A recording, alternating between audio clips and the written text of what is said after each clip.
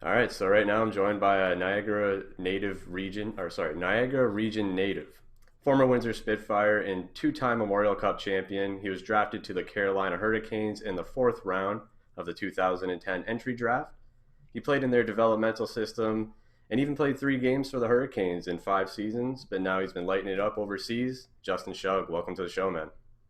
Hi, Drake. Thanks for having me, man. Absolutely, like you said, man. I want to talk obviously mostly about your time here in Windsor and what you've been able to do from there. But you actually started your OHL career with the Oshawa Generals in the 2007-2008 season before being traded over to the Spits. So, starting off with some great company there with John Tavares and Michael Delzato. But what do you remember about first coming over to the Spits and being traded? Probably your first time being traded, right? Yeah, I was learning a lot about hockey, especially after playing it just with buddies back home. When you grow up and you grow up having a good hockey team, and you realize you're pretty good at a game. And what I most can if I can connect Oshawa and I can connect Windsor, it would actually be Rocco Tullio. He actually accepted me into his house when I got traded as a 15-year-old, and really kind of helped nurture me through a huge transition in my life.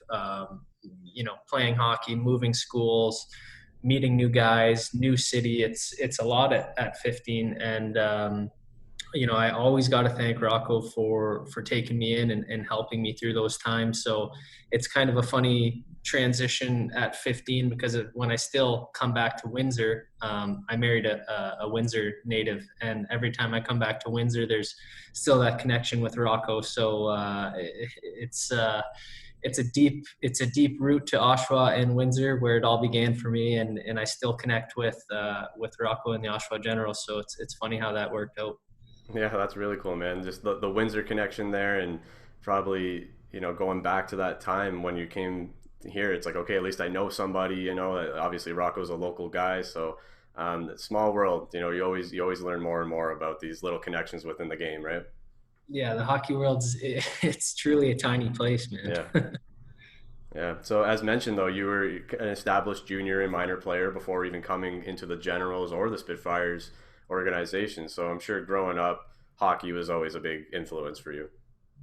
Yeah, I was fortunate to play on a team that had won the OHFs in Major Pee Wee. So we started winning hockey games early as a group of young kids, and there's four of us that still play professionally, and a handful extra that had played in the OHL or had played college. And it's been really fun to be that young of an age, win a championship, sign NHL contracts with some of your best friends, and here we are today, almost in our 30s, and it's been a great ride, man. Yeah, I mean that's probably going to be part of the theme as we go on. Is just all the connections from the beginning to now, and all the paths that are crossed during a career like hockey, whether it be here or overseas. But you came into the Spitfires organization at a pretty critical time, like a lot of your teammates. Bob Bugner, Warren Reichel, and the rest of the staff. It was only their second year with the club, and a lot of changes were being made. And it was the last full season playing in the barn, if I'm not mistaken. And from there, obviously, things had changed throughout the years. But do you remember what the locker room was like that first year? Because it's really transitional as your time goes on with the Spits. Yeah, tiny little little locker room. I remember walking in, and right away, boom! You're changing right there, and the actual changing room where your stalls were, it was intimate, very intimate. And after you crossed the hall to get onto the rink, I remember just a big draw, and you were always jumping onto the ice every time you played in the barn. And what an electric atmosphere. I mean, those old buildings where fans were able to be on top of you, and that noise and that chaos.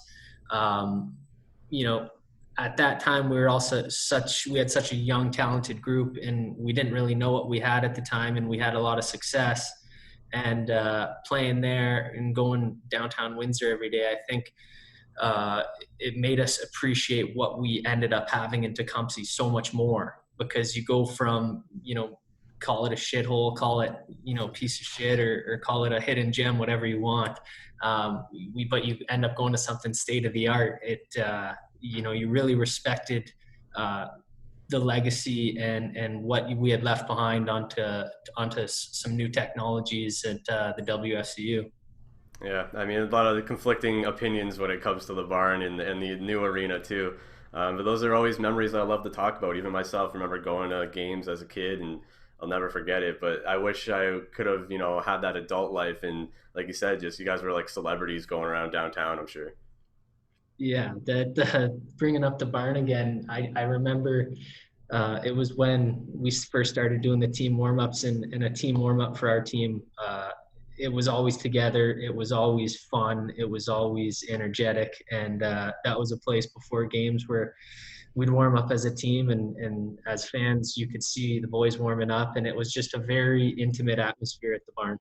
Oh, no doubt. I like how you mentioned like walking out from the dressing room. That's a lot of people might not realize that. I remember they put up the wooden barriers to block you guys, and kids would run and watch you guys come out. And now obviously they come out from the tunnel, but it's so different when you think about the two different types of arenas. One's almost 100 years old.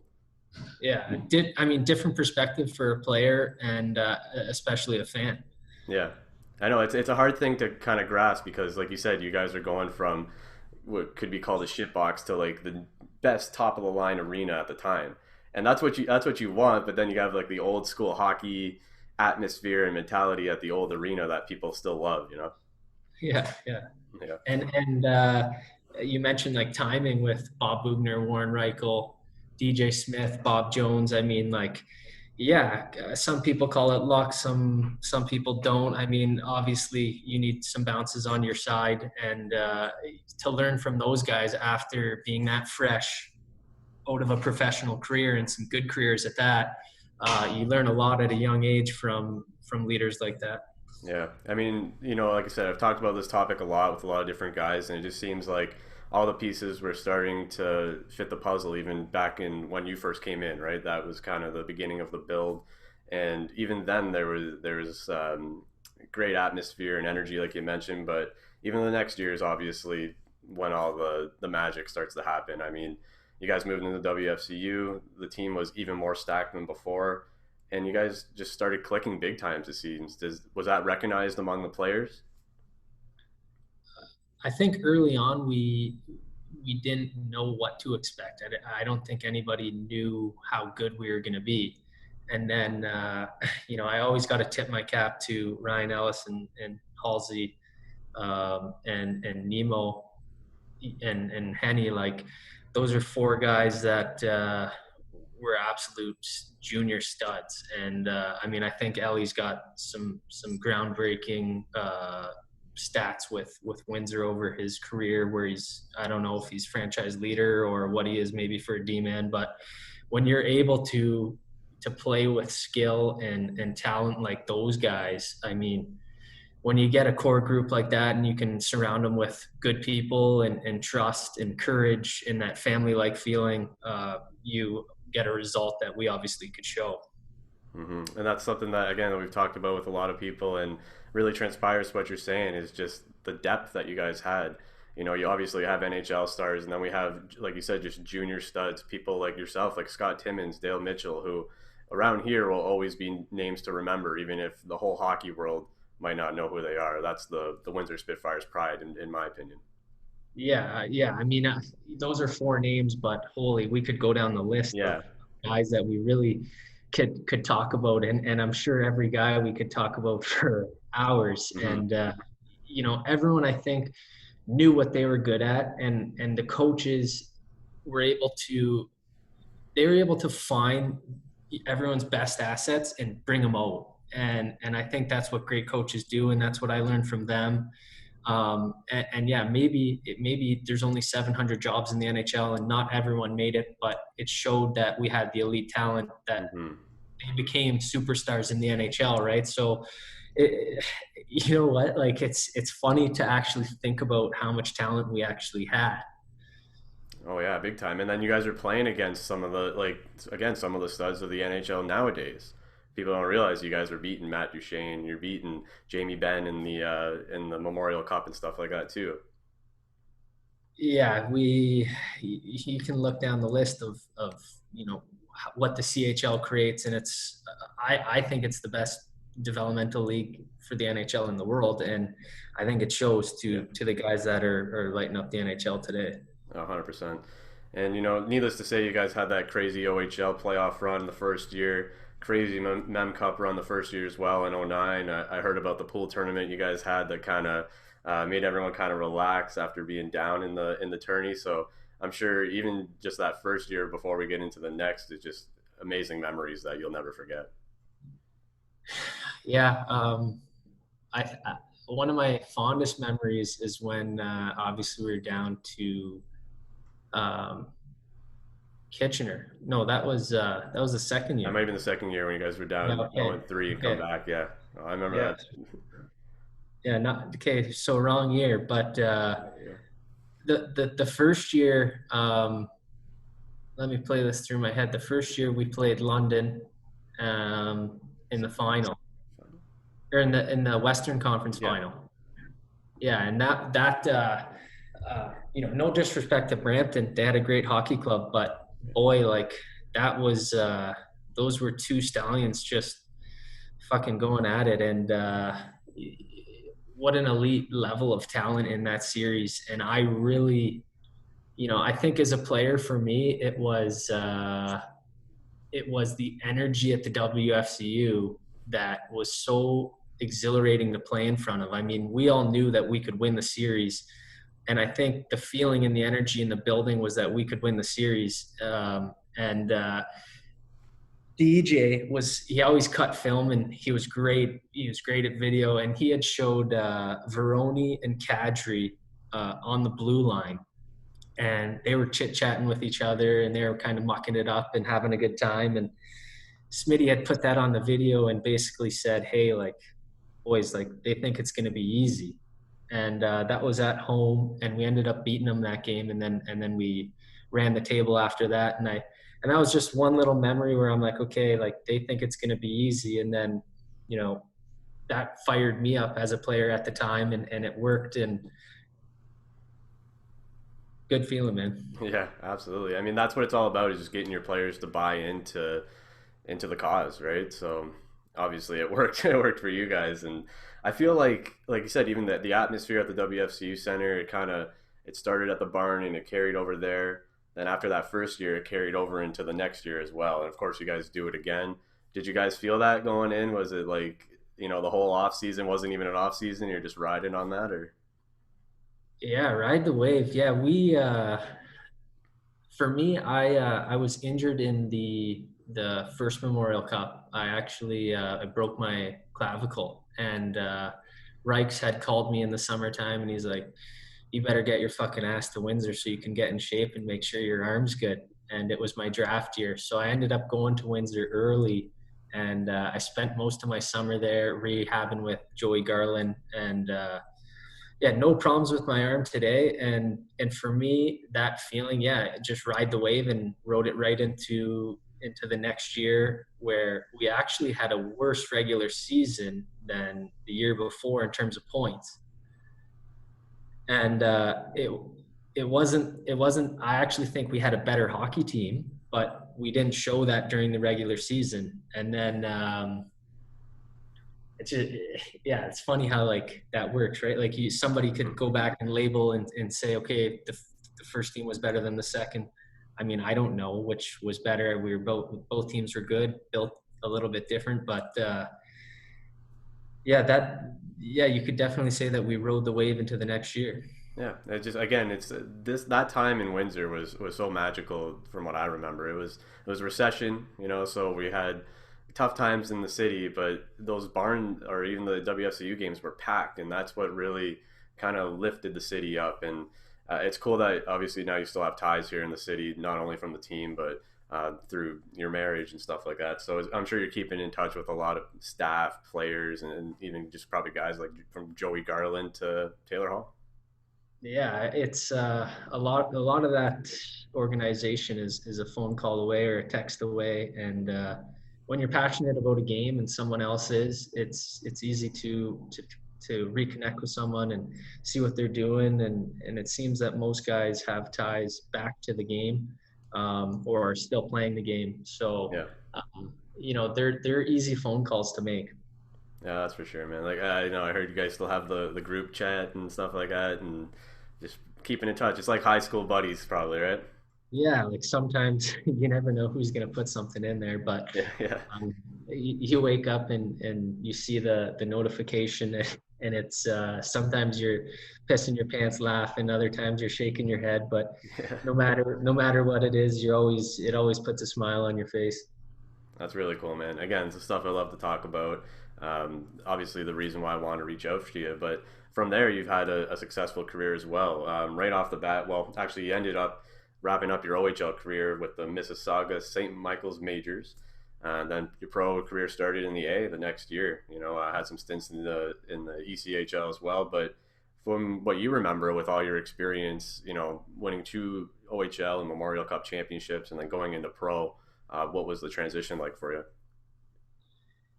Uh, Being traded in later in my career and earlier in my career, I definitely could reflect on both trades differently. And there's so much adversity in hockey, and that helped me turn into a professional. Where, like, in the minors in North America, like, it's a dog eat dog world. Like, Yeah, it's fucking you, and there's 700 jobs in the NHL, and you find the best way to play night in and night out and try to get to the NHL. Like, that's what it is. And you're a young guy, and you'll do anything to play. And for me, it might have been harder to create those intimate relationships with guys that you're playing for spots in the NHL for. yeah, And it was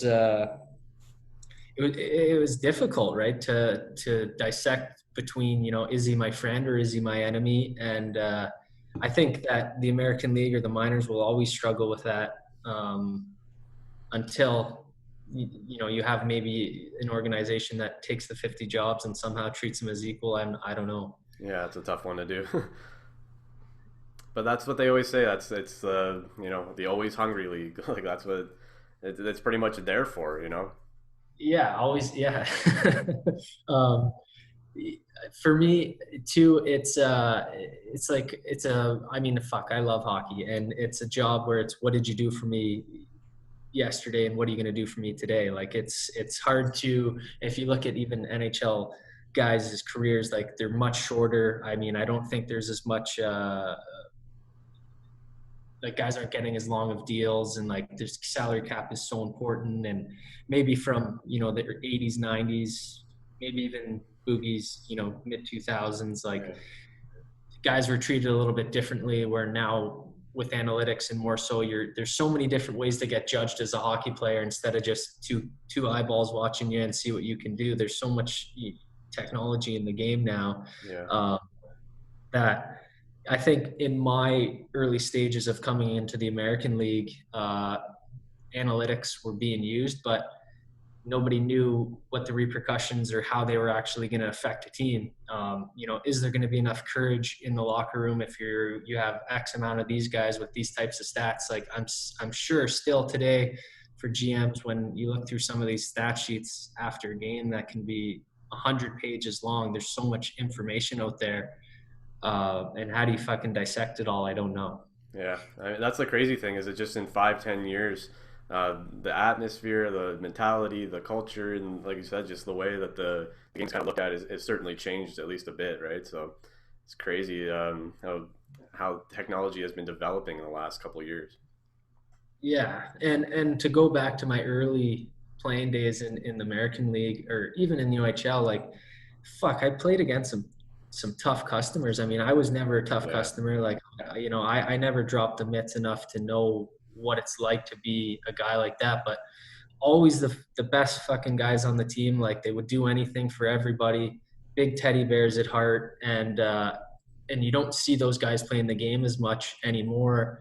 And during my career, like, I loved having those guys on my team, and they were always great to me. And it was an honest game. I'm not saying the game's not honest today, but there was a much more honesty, I think, with maybe guys like that playing the game. Yeah, I mean that's one thing that has changed in the game is that role is almost being eliminated, right? But like you said, you love having those guys on your team. It's almost needed. Yeah. Yeah, everyone has one at least, usually at least. But you yourself, even you got to play a couple games in the NHL. You got called up in the 2014-15 season, played 3 games for the Carolina Hurricanes. So no matter what, I mean that's on record. That's something that you were able to accomplish, and I'm sure something you remember very well. Yeah, that's up there with most memorable moments in my life. It's every child. If you're into hockey, that's your childhood dream, and I was able to live it in a great place in front of great fans, and have most of my family and actually my billet from Windsor had flown in to see the game as well, and yeah, that's something that I'll cherish forever. Absolutely, man. I mean, like I said, no matter what, you got to accomplish that, right? And from there, you had another year in the AHL and ended up going over to the KHL. From there, I think, in my opinion, probably the second best league in the world, for skill and the amount of teams and all that kind of stuff. So how did that kind of come to be? I know it wasn't for very long. He ended up going to Germany with fellow Spitz alumni Mark Kandari, but kind of tell me how that all went down. Um, yeah, so I finished the year. I didn't play in the NHL that year, and I was like, must mean that obviously Carolina's not, excited as maybe they once were or ever were. So I tried to put myself in a different pool of players where the lockout was. So what happened? Yeah, the lockout was coming up, right? Yeah, it was right around that time. So So I had decided that if I can be in a pool of players in the KHL that do well, I'm in a different pool of players than being in the American League and scoring and doing well. So I thought of it more of as a tactical decision on if I could go to the second best league in the world, which I agree with you with, and do well. And that's how I pulled the trigger on that move. And do I regret it? No. Like, fuck, I've lived in some great places. I've seen the game's been great to me. Like, I've seen a lot of fantastic places in the world. I've met a lot of great people. I've lived in different cultures that have shaped me and my wife and my family today, which they've been amazing fucking moments, man. And the reason it ended up being short in Riga, we were getting pumped. Like, you're a Latvian team in a Russian league. You don't get many calls. Like, you're penalty killing probably 5 times more than you're on the power play there. So it's hard to win games, excuse me, when you're playing for Riga. I mean, if you look at them right now, they I think they just lost 16 games in a row or something, and it's just a franchise that is in a Russian league that just gets stomped on. And at the time, I didn't know that. And how am I supposed to know that? I'm young, I'm learning. And what I've taken away from playing over here is there's so many different styles of hockey, and a lot of different styles can work. And obviously the rink size matters, and player styles matter depending on how big the rink is, and so much more to European and North American hockey than I ever thought. And then you come over here and you learn it, and you can see why maybe the Finns or the Swedes that you played with in North America are the way they are. hmm So it was cool to learn that side of cultural hockey. But yeah, I linked up with Cundy in Augsburg, and he actually got me there. It was funny. Like, I yeah. ended up having my deal terminated in Riga, and then we were talking, and I went on a little 5-day vacation, and then ended up going there because a friend of mine, also Trevor Parks, who I grew up playing hockey with in Niagara, was also on the team, and Cundy was there, and there was just a lot of familiarity and trust, and I guess there would be comfort in the game again after going to play in Riga, and going back to not seeing the sun was the first time I went there. And you can get into a depressed state when you're not winning hockey games. It's not fun to go to the rink. You don't see the sun, and Yeah, it got tough over there, especially the travel in Russia. It was hard on me. It wasn't it wasn't easy by any means, but it ended up being good for me and good for my career to end up playing with two guys that I really were fond of in Augsburg.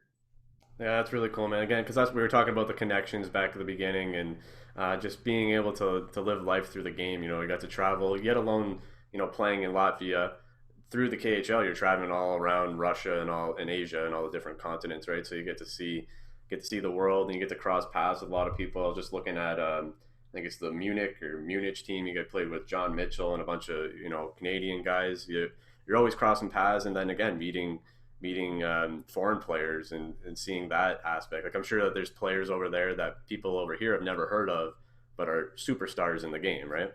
Yeah, I mean, Russia's got Russia's got some talented fucking hockey players. Like, Yeah.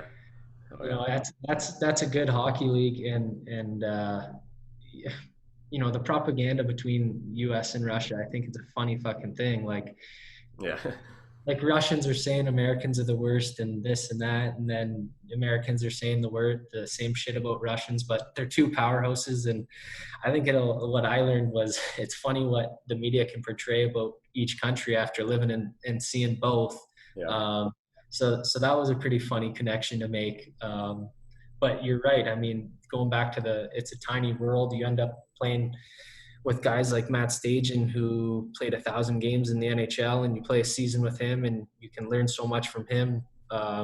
Even later on in my career, uh, play under a coach named Don Jackson in Munich, and fuck, right when you think you know a lot about hockey, you turn an age and you fucking completely learn a whole different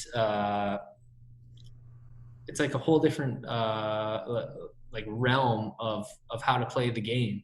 Yeah. And it's crazy what you think you know and what you think you don't know, and then you can have a great leader and teacher, and he can show you how you can be better as an individual that can help team success. And yeah, it's Red Bull. I got nothing good things to say about Munich. What a like Germany too. Great country to live in. Culturally has shaped me to who I am today, and helped me and my family, you know, extensively. So met a lot of good people in the game there too. Oh, I can only imagine, man. It's really cool. And now you're in Denmark. You know, you've been there. I think this is a new team, but I think you were there last year as well. So, what's it like in Denmark? You guys are playing right now. You're playing with a kid who played in Windsor for the university, Kyle Hope, and just living your life as a hockey player over there, right? Yeah, this league in Norway were the only two leagues plus Russia in the off season to say that they were going to play a full season no matter what happens. It would be government assisted, and they would do everything in their power to play a full season. And when we went to the final in the DL with Munich, I dislocated my shoulder. So I only ended up playing about 20 games last year. So I wanted to make sure I got a full season in, and I wasn't going back to Munich. So Denmark was the next best option to play a full schedule. I mean, here we are now, December 8th today, and you can look around leagues and how the NHL is trying to prepare, and sports is it's a mess. Like, who knows what's Yeah. going to happen, really. Yeah. Um, and even leagues over here are struggling, maybe shutting down for a month or shutting down for 4 weeks. But coming to Denmark, first time living in Scandinavia, it's not like the hockey's good. It's a good hockey league. It's not a crazy hockey country. Um, but there's a term called Huga, which I never knew what it was before. And it's a term for like living like a cozy life. Like you feel these like cozy, quaint vibes in like cafes or your house, and it just like you try to feel comfortable. And it's called the Huga life. And that was something that me and my wife had came across here, and as it gets fucking dark here, we try to incorporate as much Huga as we can in our lives here in Denmark. Yeah. Yeah, for sure. Because obviously your full time job is hockey, right? So that's not the hooga. It's outside of that as well, right? It'd be great to play Huga ice hockey. Yeah. I imagine what that's like, man. But you're still coming home in the off season, or you're in the Niagara region. Obviously, you have ties here in Windsor, and I think you're doing some physio in the off season as well. Or you're Like working for. training or physiotherapy, or what do you mean? Yeah, I thought I had come across that you were working for some sports wellness facility or center out in the Niagara region there. Maybe. That's when I was rehabbing my shoulder. I was there for 6 months, 4 days a week. So I pretty much should have been working there, Yeah. but I was working on myself there. Yeah. So you're one of their highlighted people on the website.